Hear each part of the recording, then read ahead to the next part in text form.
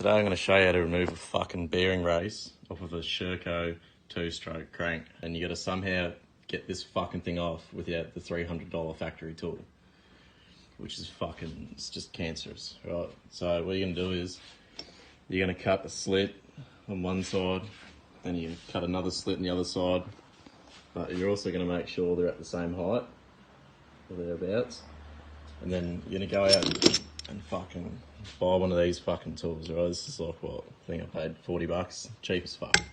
You're gonna slip the cunt over, you know, make sure one side goes in the groove, and then make sure your other side is lined up in the groove as well.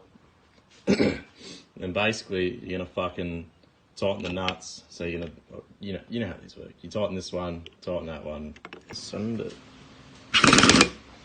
You might have to hold the crank while doing it. See if this works. Give you a fucking first person perspective.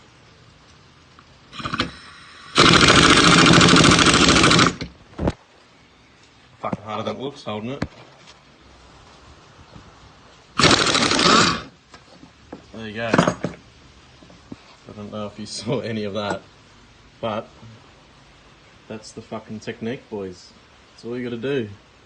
Obviously you don't cut all the way through the fucking bearing race to the point where you damage your crank. But yeah, that's the fucking ants pants for a bit of fuckery. Anyway, good luck.